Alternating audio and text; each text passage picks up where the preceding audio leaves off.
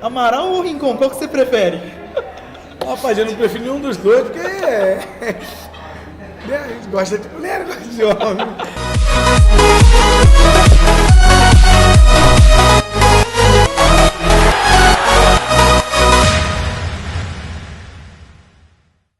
Fala galera do canal Prorrogação, beleza? Prorrogação, hein? Prorrogação. Pessoal, hoje estamos com um convidado ilustre pro resenha de hoje, um dos maiores camisa 7 da história do futebol nacional, ídolo do Corinthians, Marcelinho Carioca. Ah, é Marcelinho! Ah, beleza, Marcelinho? Beleza, Tudo Vitor. certo com você? Prazer estar aqui no Prorrogação. Sim. É na prorrogação que a gente decide, hein? Isso, é na prorrogação que aqueles caras que tem que aparecer, aparecem. Exatamente. E tem garrafa vazia para vender, chega nesse momento. E quanto você não resolveu para alguns times, hein? Rapaz. Bola parada, às vezes numa decisão. Só os gols decisivos. Ah, Show de bola. o decisivo é a melhor parte do futebol, não é mesmo?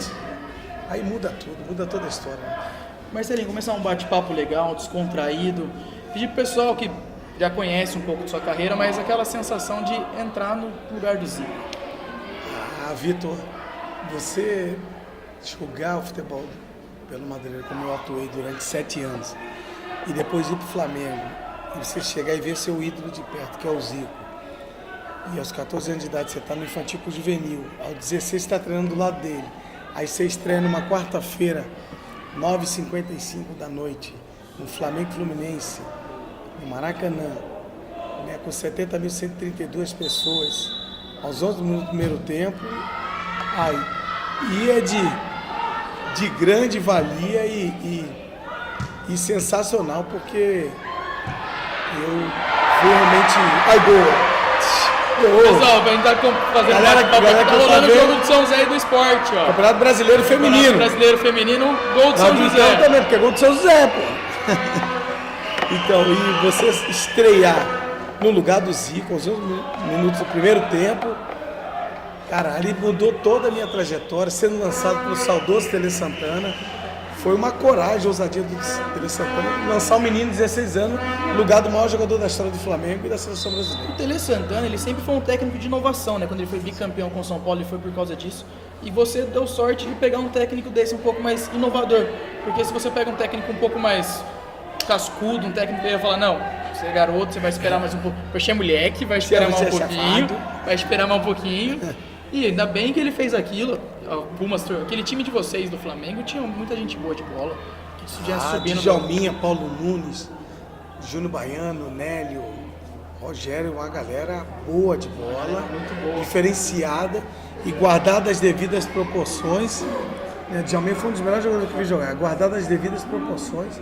O Flamengo seria bicampeão da Libertadores e bicampeão do mundo. Sim, aí com certeza. Aí você vai lá, passa pelo Flamengo, aí no final do ano acaba caindo aqui em São Paulo. Aí eu venho pro Corinthians no dia 23 de dezembro Paulista de 93, na rua São Jorge 777 no Tatuapé, onde tudo aconteceu no mundo do futebol. Gols antológicos, jogadas memoráveis. Em 2010, eleito o maior jogador da história do clube, 16 gols marcados em 432 jogos, com 10 títulos.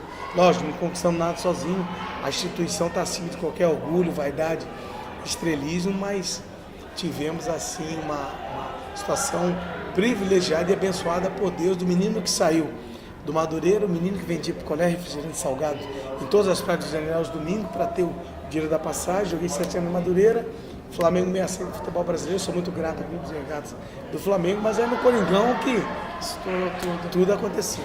No Corinthians tem muita história pra gente contar. Tem uma que é legal, vou fazer uma pergunta pra você, vamos ver se... Amaral ou Rincon, qual que você prefere? Rapaz, eu não prefiro nenhum dos dois, porque a gente gosta de mulher, gosta de homem. Mas como são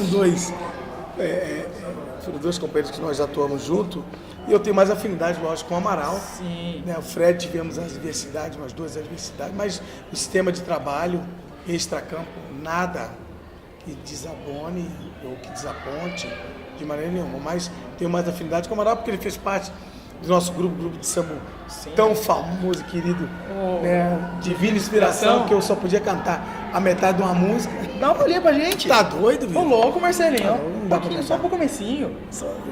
Não dá pra cantar não, que eu não tenho voz não. A voz já não funcionava. Não, eu cantava tão bem que só podia cantar a metade de uma música.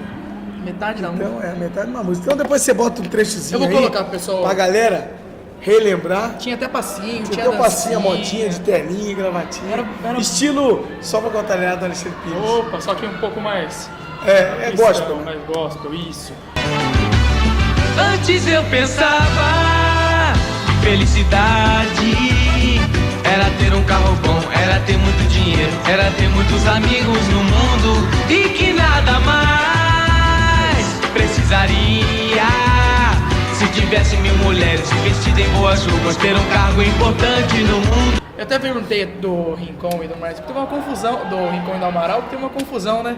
O jornal foi e publicou que você preferiu o Amaral, queria tirar o Rincon do time. Mas aquilo ali é uma matéria infundada e de uma responsabilidade tamanha do repórter, porque o Fred, com toda aquela habilidade, inteligência, seleção da Colômbia, Real Madrid, América de Cali, o que fez no Palmeiras e no Corinthians, era indiscutível a qualidade dele. E aí o cara escreve aquilo e ficou uma situação complicada, ele veio tirar satisfação. E aí nós não chegamos a ver de fato, só empurrar também não dá pra chegar a ver de fato, porque o tamanho daquele armário, grande, bater e correr. Grande. Bater e correr. E se corresse atrás, se pegasse já era, não tinha. Mas não pegaram porque o pequenininho que era ligeirinho. Ainda botava todo mundo pra entrar na frente, botava a Vampeta no meio, a Vampeta segurou. Segurou. Marcelinho, no time do Corinthians conquistou muito título. Tanto que você foi eleito até um dos maiores, o maior da história. Suas cobranças de falta salvaram o time de bastante. Qual pra você é um título que você mais fala, putz, esse título é diferenciado na história do Corinthians, que eu conquistei? Eu acho que todos tiveram uma importância muito forte. Lógico que o primeiro título paulista, em cima do maior rival do Palmeiras, em Ribeirão Preto, foi altamente significativo. Título na Copa do Brasil, primeira equipe de São Paulo ganhar a Copa do Brasil. Aí fechar com chave de ouro e ser campeão mundial no Maracanã, acho que não tem como esquecer. O Mundial... Primeiro brasileiro em 98, primeiro lógico. Brasileiro. O Mundial é uma coisa que todo mundo olha e fala, não, mas não foi campeão da Libertadores. Você é campeão mundial mesmo? O que você fala? Eu sou campeão mundial, o Corinthians é bicampeão mundial. Né? Lógico que a gente queria ter ganho a Libertadores, mas o campeonato foi organizado pela FIFA, né? Então tá lá no site da FIFA, o Corinthians é campeão mundial. O Corinthians é bicampeão mundial. Então, até falando dessa Libertadores e tudo mais, dois inscritos no nosso canal mandaram perguntas pra você. Manda barra. Vou mostrar pra você aqui, ó. Fala, Marcelinho, beleza? Aqui quem fala é o Eliud, sou de Jundiaí, São Paulo. Marcelinho, eu queria saber um pouco mais sobre o pênalti perdido no São Marcos, contra o seu maior rival, né, na época, o Palmeiras, e a sensação que você teve de perder o pênalti e vocês se desclassificarem. Valeu, Marcelinho. Grande abraço e avante palestra. Salve, Vitor. Salve, Marcelinho Carioca. Queria fazer uma pergunta pra você, Marcelinho. Como que foi bater aquele pênalti lá em 2000? Eu queria saber se você tremeu muito. Sua perna bambeou na hora de bater. Como que foi ver o São Marcos no gol lá e chegou na hora, todo mundo sabe o que aconteceu. Abraço, valeu. Dele? Lucas. É o Lucas. Então, Lucas, aquele momento realmente foi um momento de felicidade do Marcos. E eu não tremi não, rapaz, por aquilo que parece, já fiz bastante gols em cima do Marcos, de cabeça, de falta, de pênalti também. Só que aquela quarta-feira foi o momento dele, o único. E aí tem que reconhecer a supremacia do adversário. E é um cara maravilhoso, um cara sensacional, brilhante. Goleiro pentacampeão do mundo e tinha que acontecer. Apesar de ele ter saído 3 dias antes. Saiu um pouquinho antes. Saiu uns 3 dias antes, um pouquinho não, uns 3 dias antes. Mas isso não tira o mérito dele ter feito a defesa. E realmente tem que reconhecer e tirar o chapéu para ele. Marcelinho, ainda continuando no Corinthians, como é para você ser um dos poucos jogadores que fez gol na Vila e tem uma placa lá que o Pelé falou, não, faz uma placa, porque aquele gol que você fez foi... Você ganhar uma placa do maior jogador de futebol do mundo, na casa dele, em cima do time dele, em cima do filho dele, cara, é um prêmio, um prêmio, então, sensacional, brilhante para minha vida, tá marcado na história. Ganhei a placa do Pelé, infelizmente perdemos essa placa, né? E aí fica realmente... ficou na memória, mas de repente vamos fazer uma hashtag aí, Pelé dá a placa de volta pro Marcelinho para ver o que pessoal, acontece. Já vamos lançar, o Pelé dá a placa de novo pro Marcelinho. Nova hashtag. placa. Hashtag nova placa pro Marcelinho. Nova placa, Pelé. Marcelinho, tem um gol seu de falta que eu não esqueço. Na época eu não acompanhei, depois que eu vi aquele gol de falta, foi meio incrível. Foi contra o Veloso, que até tem uma brincadeira, que alguém passa do seu lado e fala assim, daqui sou eu. Aquele gol lá, você pegou a bola era de muito longe e a bola morre no ângulo. Como foi aquele gol pra você naquele dia, no clássico e tudo mais? Eu lembro que aquele lance é um lance inusitado, inovador, né, de se arriscar de longa distância. E eu lembro que quando eu olhei para o banco de reserva, o Eduardo Amorim, que era o treinador, tinha entrado no lugar do saudoso Mário Sérgio, fazendo um gesto, não, tá muito longe, muito distante. E eu estava confiante, coloquei a bola, tomei distância, e daqui a pouco o Rivaldo olhou para mim, o Roberto Carlos falou assim, mas você vai chutar daí? Eu falei assim, vou. Ele falou, não, daí só eu. Fiquei na minha, queria acertar o gol, meti um 3D, a bola fez uma curva e na gaveta. E aí você faz aquela comemoração, você quebra a bandeirinha, aquilo tudo, a torcida fica louca, alucinada. E aí eu passo depois pro Roberto Carlos e falo, dali você e eu. E aí ficou a marca registrada e aí, obrigado. Aí faltando 2 minutos, a gente vai lá e faz o segundo gol, os 2 primeiros gols em cima do maior rival, né? E aí a gente crava como verdadeiro ídolo da torcida. Além do Roberto Carlos, algum jogador chegou a provocar você com falta? Falando que não, dali você não faria? Uma brincadeira igual parecida com essa? Não, depois dessa daí não mais. Ninguém criou coragem mais de... Aí ninguém falou mais nada, porque eu comecei a arriscar, comecei a fazer gols antológicos, memoráveis, pela praticidade da jogada, a distância também. Então aí ninguém começou a falar mais comigo, começou a ficar preocupado, com medo, tentar andar, diminuir a barreira, aí começaram a tentar criar dificuldade de tudo que é jeito e maneira. Marcelinho, você foi pra Espanha, jogou no Valência. Por que você acha que não deu certo o Valência, o futebol europeu? Não é que não deu certo, eu não dei tempo para poder isso virar, porque acho que nada resiste ao talento e ao trabalho, principalmente ao talento. O talento ele aflora em qualquer determinada situação.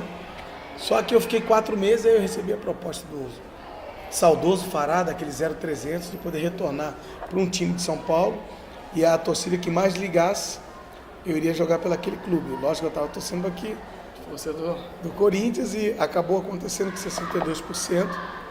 E a condição que eu tinha no Valência, 5 anos de contrato, que eu ganhava lá, e tive de volta meus 15%, mesmo salário, e 5 anos de contrato. Isso é bom. No Valência jogou com o Romário. Tem alguma história do baixinho para contar pra galera? Como que era jogar, concentrar junto? Na verdade, o Romário quase não ficava lá, porque ele ia direto pro Brasil, voltava pro Brasil, quase não treinava, só voltava para fazer os gols mesmo. E aí tem um lance inusitado quando os primeiros treinamentos na Holanda, nós ficamos lá 10 dias, e aí nos 5 primeiros dias o baixinho chegou, ele só chegou faltando 5 dias para terminar a pré-temporada. E eu ficava com ele no quarto, e eu cheguei e falei, baixou lá, o Zubizarreta não quer, eu vou pedir para treinar falta e amanhã começa treinamento com bola, porque os primeiros treinamentos foram treinamentos físicos. E aí num treinamento lá ele não quis treinar comigo não, mandou o goleiro reserva. Falou, não quer? Amanhã nós vamos treinar falta. E aí, fomos fazer o treinamento de falta, eu chamei o Zubizarreta, ele chegou e fez gesto assim de não. Eu fiquei na minha, aí o Romário viu, chegou, falou, Zubi! Chamou, aí o Zubi levantou, botou a luva, meio contrariado, foi. Aí falou, bate os 3 primeiro, que eu vou fingir que eu vou bater uma falta, eu vou fingir que eu machuquei e a gente sai. Eu falei, não, faz isso, vai me prejudicar. As 3 primeiras faltas, eu meti uma no canto do Bizarreta, a outra na trave e a outra gol em cima da barreira. E aí o Romário foi correndo para bater, fingiu que sentiu. E aí me abraçou, saiu, falou, Zubi, chega, hoje não vamos treinar mais não. E aí o Romário voltou depois do torneio, voltou para o Brasil, e eu acabei ficando lá sozinho. E aí As represárias vieram tudo em cima de mim. Aí foram em cima tirar essas... Foram. Você teve uma passagem na França também que o treinador não deixava você bater falta, ele queria que você sempre cruzasse a falta na área e você falava, não, eu vou no gol. Mas aí eu joguei no Ajaccio da França, na ilha de Córcega, mas aí eu tive ousadia de poder pegar. Isso aconteceu não só na França, como na Arábia também. Mas aí quando você acerta, faz o primeiro gol de longa distância com a curva, né, o cara vê que realmente você tem um talento diferenciado. E bastou o primeiro gol para ele não falar mais nada. Ele não, já falou, não, deixa o menino nada. chutar, deixa que ele... Exatamente, Vitor, não tinha como ele falar mais nada. Não tinha mais como falar mais nada. Depois você volta pro Corinthians, depois de um tempo, né, aquela passagem, essa última passagem sua, teve uma coisa estranha, né, um Mascherano, aquela infeliz confusão no treino, ele foi e deu 2 pegadas em você, aí depois você vai e devolve nele. Como que aconteceu aquilo? Teve coisa por trás? Como que foi a situação? Foi um lance meio que inusitado, porque no treinamento o Mascherano entrou muito forte, eu estranhei, achei que era uma jogada, treinei, aí depois entrou de novo a segunda vez, eu falei, pô, chamei o Geninho e falei, Geninho, pô, a segunda entrada que ele deu forte, se ele der a terceira eu vou dar uma porrada nele. Aí ele deu a terceira entrada, eu não falei nada, quando ele pegou uma bola, eu dei um carrinho nele por trás, e aí ele vai querer arrumar briga, confusão, e eu saio de costas, né, não queria briga nem nada. E aí foi falar com o Geninho chegou e falou, você deu 3 pancadas nele, ele não te deu nenhuma, a primeira que ele te deu, você vai querer reclamar? Você tá errado, Mascherano. E aí ele tirou o colete, jogou no chão e saiu. E aí acabou o treinamento, fui lá tomar banho e tudo, depois o Mascherano chegou até mim e falou, Marcelo, depois você vai entender o porquê eu tive essa atitude e tal. E eu tava voltando pelas mãos do Alberto Alib, não voltando pelas mãos do Kia, que tinha o Tevez, que tinha o Mascherano e o Sebag, e eu não poderia dividir o estrelato, aquele momento, se fizesse gol de falta, o campeão com o Tevez. O Tevez tinha que ser o estrela. E aí eu acabei descobrindo isso, o Mascherano me falou, e aí é uma tristeza, porque o clube não me levou de volta pela gratidão pelo que eu fiz para o clube, mas sim por interesses pessoais, para realmente desbloquear 11 milhões que a Gislaine Nunes, que era advogada do Luizão estava reivindicando, tinha bloqueado, e a Luizão fez um acordo, e aí me trouxeram porque a advogada era a mesma, então foi feito um acordo que foi bom para o Corinthians, e eu fui na rebaba e fiz um contrato de 2 anos. Eu fui na sequência, exatamente. Marcelinho, qual que é o macete para cobrar falta daquele jeito, aquela batida? Ô Vitor, você nasce com dom, com talento, você, lógico, aprimora nos treinamentos. Sim. No dia a dia, eu chegava 2 horas antes para treinar, saía 2 horas depois. Eu queria meu gol no Globo Esporte quinta-feira, eu queria meu gol no Fantástico no domingo. E para isso, você estudar o adversário, ver a distância da barreira, ver a envergadura do corpo, pé de apoio, se era batida de chapa, que é a parte interna do pé, o 3 dedos, você pega do meio, fazer a curva ao contrário, ou de rosca para poder cair rápido, igual o Didi Folha Seca, né? O próprio de rosca para fazer a curva ao contrário também. Enfim, muito treinamento, muita confiança e ter ousadia de arriscar nos gramados. Você, quando foi jogar no Vasco, tem uma coisa inusitada. O Eurico Miranda trouxe você para o Vasco. E no Vasco você não poderia falar o nome do Flamengo, então você tinha que ficar chamando de rival. E a torcida pegou muito mal com isso, não foi a torcida do Flamengo? A torcida ficou louca, alucinada, doida. Mas a gratidão não tem preço, sou muito grato ao Clube de Regatas do Flamengo, porque ele me acendeu para o futebol brasileiro, cuidou do cidadão, do jovem, do adolescente, dando cesta básica, plano odontológico, plano médico, escola, educação, né? Então, mas foi mais jogada de marketing mesmo. E também eu voltei 12 anos depois para o Rio de Janeiro, mas totalmente corintiano. Sim. Mas eu tive um carinho muito forte com o torcedor vascaíno, porque eu fui eleito o melhor jogador do Campeonato Carioca, da Taça Rio, da Taça Guanabara, campeão carioca, me dediquei realmente ao máximo, fizemos a diferença. E aí realmente eu falava, porque é rival, porque o que o Flamengo fez comigo, com o Djalminha, com o Júnior Baiano, foi um desrespeito muito grande. Então, por isso que eu falava aqui. Mas hoje eu falo Flamengo porque eu jamais vou cuspir no prato onde eu comi. Você passou o técnico Luxemburgo, a gente tem um episódio, você é moleque, você é chafado. Você passou por alguns técnicos muito bons, o Tele, o próprio Tele. Tem algum, se puder escolher um top 3 de técnico aí que você teve na sua carreira? O saudoso Tele Santana, o Vanderlei Luxemburgo e o Oswaldo Oliveira, os 3 treinadores fantásticos, sensacionais. Sabem. Lógico, o Vanderlei um pouco menos de lidar com as pessoas, né? Mas defeito de falha todo mundo tem. Mas estrategistas, vencedores, treinadores que eu gostei muito de trabalhar. Se você pudesse escolher um título de Copa, ter jogado uma Copa do Mundo pela seleção e o título da Libertadores até de 2000, qual que seria? Eu queria o título da Libertadores porque aquele timaço merecia uma Libertadores.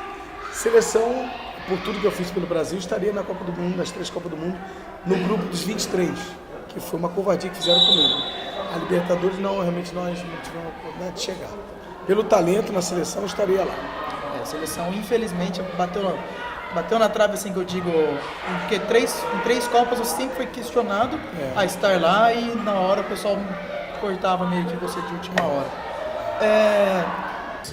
Para não ficar do palmeirense de novo, mas um corintiano. Do canal Prorrogação. Marcelinho, minha pergunta para você é: como foi ter virado o ídolo da Fiel? Eu lembro que em 2009, quando você jogava no Santo André, teve um jogo entre Corinthians e Santo André, o Ronaldo fez um gol e deu uma assistência, e eu lembro que seu nome, eu estava no estádio, seu nome apareceu no telão e a torcida foi a loucura. Depois no final do jogo você jogou a camiseta para a torcida, e eu lembro do pessoal comentando em volta, falando de você, falando das histórias. Eu era muito novo quando você jogou no Corinthians, lembro em partes, poucas coisas, mas a pergunta é: como foi ter virado um dos maiores ídolos do Corinthians e ter o carinho da Fiel até hoje? Marcelo também? Marcelo também. Marcelo, rapaz, ter se tornado ídolo do Coringão foi o maior presente que eu recebi de Deus na minha vida em São Paulo, de residir em São Paulo, de poder vir para o Vale do Paraíba, ir para o Litoral Norte, conhecer São Paulo. Já resido há 24 anos em São Paulo e me sinto feliz, honrado e ter aquele jogo contra o Corinthians, rapaz, foi uma emoção muito forte, e ver o torcedor corintiano gritar o nosso nome, gratidão não tem preço. O torcedor corintiano comigo sempre foi muito respeitoso. Então esse até episódio do São Caetano, né, com o pessoal... Santo André, desculpa, confundi os dados do lado. Você foi pro Santo André, mesmo assim a torcida do Corinthians ainda te abraçava, te apoiava, querendo ou não, como até mesmo você disse, em 2010 foi eleito um dos maiores ídolos do time. Eu vou agradecer, muito obrigado pelo bate-papo. Ô, Vitão, que eu tô olhando ali pro tá jogo. Tá vendo o jogo ali, acompanhando? Eu que agradeço. Esse foi o resenha número 2 com o Marcelinho Carioca. Prorrogação! No canal Prorrogação. Então, pessoal, que é a hora que os craques apareceu muitas vezes. Então, eu pedi pra você se inscrever no nosso canal, deixar aquele like. É nóis, pessoal. Valeu! Um abraço. Valeu? Obrigadão, Marcelinho. Obrigado a você. Tá uma camisa ali, pá.